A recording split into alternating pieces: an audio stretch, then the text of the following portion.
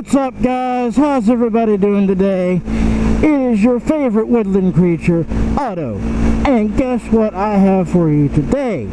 I have daytime. I actually got home in time, had a little bit of day left, and I'm actually going to get to record when it's light outside. I haven't seen the sun in so long. It's so beautiful. It's been raining non-stop for like a month. Seems like every time I have a day off, it's been raining or cold, or the weather's just been absolute garbage or something. So I try to rush home and record, but I've had a really messed up weekend. My mom's been in the hospital, and that was pretty touch and go. And just to give you a quick synopsis of what happened was she woke up one morning with real bad chest pains. No, it was afternoon. It was a Wednesday afternoon, and by the next day they said they were having to transfer her to another hospital to do a heart cath. And they said if they find more than one blockage, they're going to have to do open heart surgery, but if they only find the one, they can do a stent.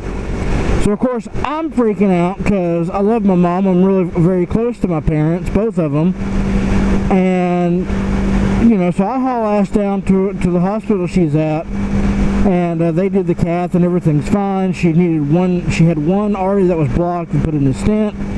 Stayed there a couple of days and then I came home. Well, the next morning after I got home, I got a phone call like 4 a.m. from my nephew who says, hey, Mom's has real bad chest pains. The nitroglycerin pills they gave her aren't doing the trick. They're not stopping it. And the next thing I know, she's on her way back, being transferred again back to that same hospital that have another heart cath done. So I was freaking out, but come to find out the heart cath went fine. The stent looked good. They didn't find any more blockage, and they think it could have actually been her lungs. But she's at home now. She's doing good, and she's resting. It's been a very emotional week for me, and I know for a lot of other people. Yesterday there was a shooting at a high school or middle school. I forget exactly what kind of school it was. There was a school down in Florida that a deranged gunman lured everybody outside and opened fire. And you know, I often wondered, you know, even when I was in high school, we would have bomb threats on occasion, every once in a while, and then we'd all filter out and we'd all go to a designated location. Well, that location never changed. So I'm thinking, man, if somebody intended to do us harm, they could just call in a fake bomb threat and we're all huddled here together, open target. So that kind of made me think of that when I heard about what happened at this school in Florida. And I'm not even going to mention the guy's name because I honestly don't care enough about him to even remember what his name was. And that's the thing. These type of people thrive off of the publicity and the media. So I'm not going to mention his name, but we are going to talk about the situation a little bit and what my thoughts are. And, you know, take that with, you know, a grain of salt. My thoughts are my own opinion. I'm not paid or endorsed by anyone making me say this. I'm not affiliated with any political party and yada, yada, yada. This is my own thoughts, my own opinions. And, you know, you can take them for what you paid for them. So moving into what actually happened, from what I understand, this person went into the school, pulled the fire alarm, and as people started to, students started to file out into the hallways, he opened up with an Armalite rifle. That's an AR, Armalite rifle, not assault rifle. It was an AR-15 variant. He had bought it legally, but the FBI and the school and the local police all had kept an eye on him because he had been reported for being mentally unstable in the past. Oh, helps put it in gear. He had been reported to be mentally unstable in the past. So it wasn't like any of this was new. So the main problem I'm seeing with this is, one, where did that breakdown of communication come?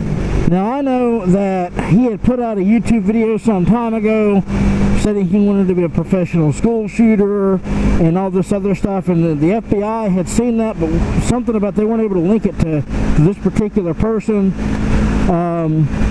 I don't know. I do know that the FBI and most government agencies are highly understaffed for cybersecurity personnel right now, so that could play a factor. And that could also be another incident like we had out in Sutherland Springs, Texas a few months ago, where someone dropped the ball. This person shouldn't have been able to legally buy that weapon, but he slipped through the cracks. Now, is the system that is in place good? No. The current system in place is not good. It is flawed. It is inconsistent. And I would say borderline useless.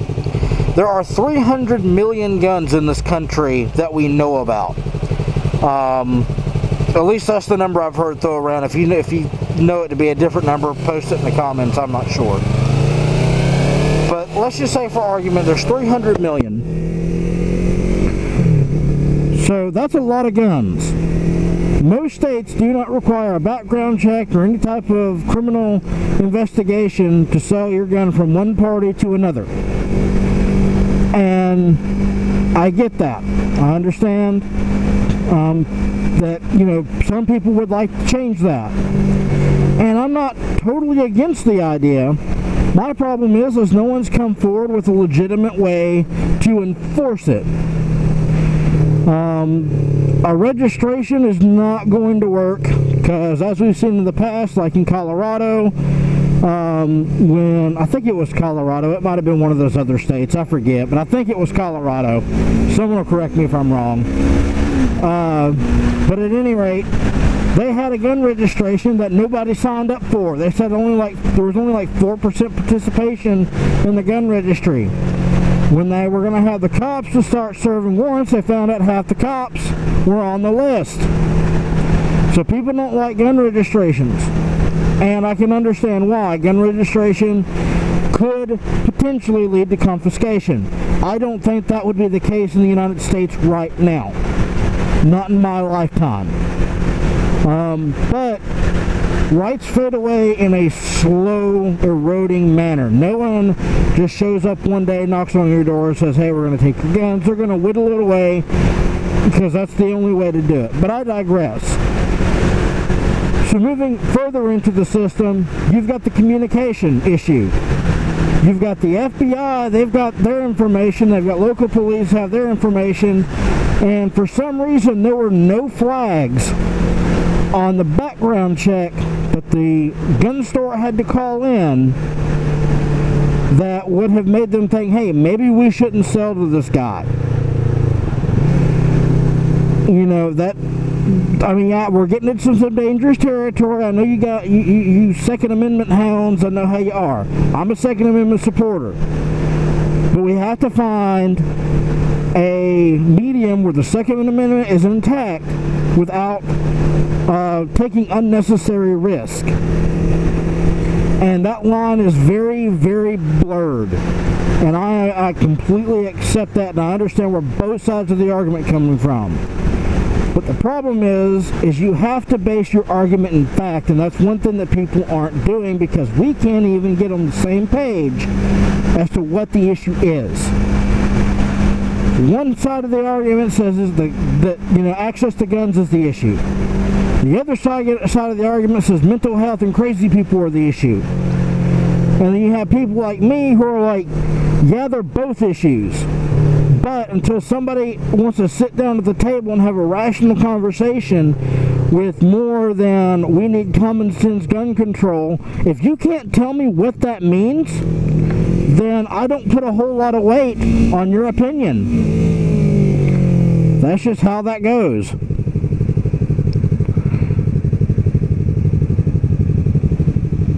But do I believe everybody should carry a gun? No. I do not believe everybody should carry a gun. I believe everybody should have the choice. Do I think carrying a gun would stop some of these stop some of these events? Not by itself. It may stop some, it may even if it stopped all of them, it doesn't solve the root problem of how do we prevent them from happening in the first place. So my thoughts on that fall in the realm of it's a culture issue. Why does the United States have such a problem with this? And the only thing that I can come up with, this is a cultural issue. Most of the people that are shooting places up have psychological issues that stem from either abuse or bullying. It's rarely something that's genetic. So it leads me to think maybe the culture in these schools is part of the problem. Like, it was joked that this kid would be the one that would shoot the school up. I'm like, if I meet somebody who I think is going to shoot the school up, I'm going to go talk to that person. I want to be friends with that person. I want to express that, you know, their life matters along with everybody else's. I don't want these people to be exiled because that's what leads them to do what they do. I don't want that for them. So what do I think actually needs to happen? What I would first start with is we all sit down and come to an agreement what the problem is. That's the very first thing I would do. We need to find out what the problem is, you know, and that's no simple task because there's a variety of factors that can play in there. But at the core, my personal belief is that the person and not the weapon is the problem. A weapon is just a weapon, and violence is just violence. Violence has no moral compass. It doesn't, you know, you can have violent people who are good, loving people. You know, and there's a time for violence. There's a time when somebody may need their ass kicked. You know, some people need killing. You know, that's just how the cookies crumble, man. It's sad, but that's the truth. Some people just need killing. And there has to be good people out there capable of violence that can do that. On the flip side, there are evil people out there that are also capable of violence. So these things, violence is going to happen. We've been killing each other effectively for thousands of years.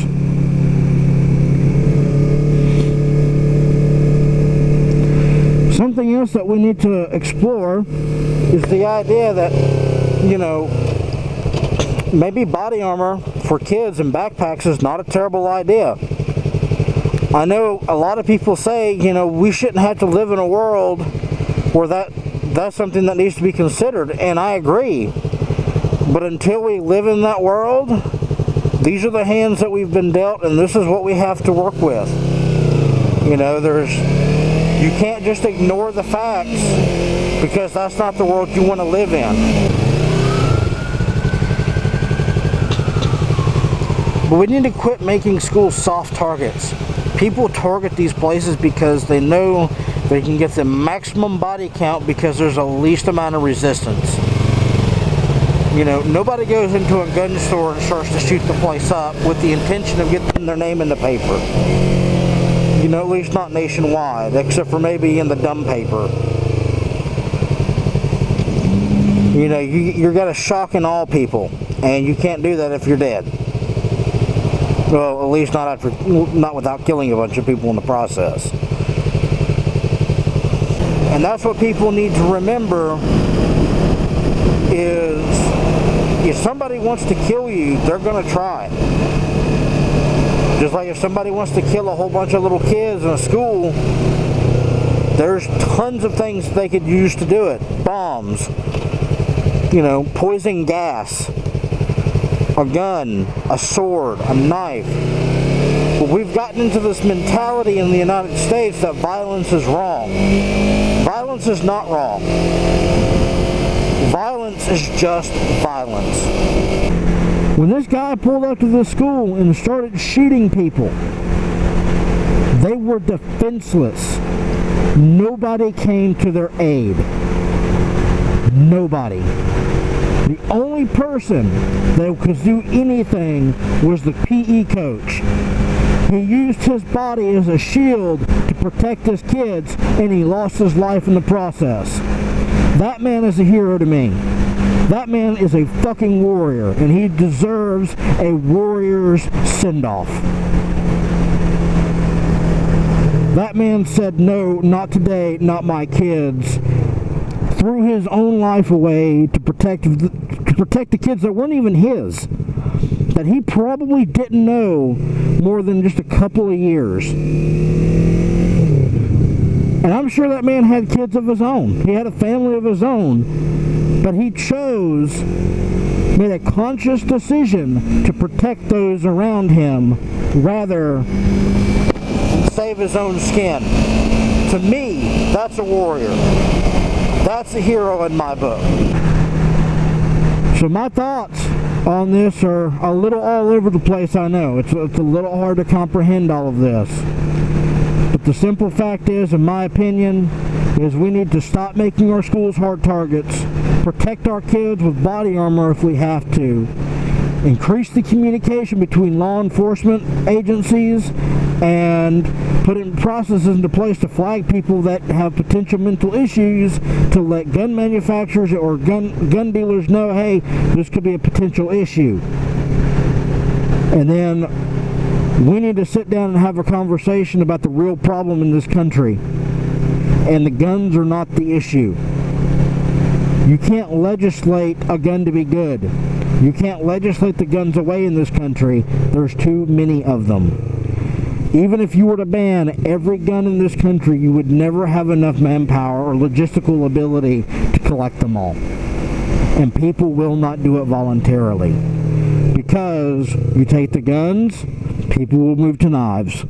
People were killing people with swords long before the gun came along. But that's just my 2 cents. But anyway, guys, I'm going to go get me some candy. I need a candy bar. And I will see y'all in the next video.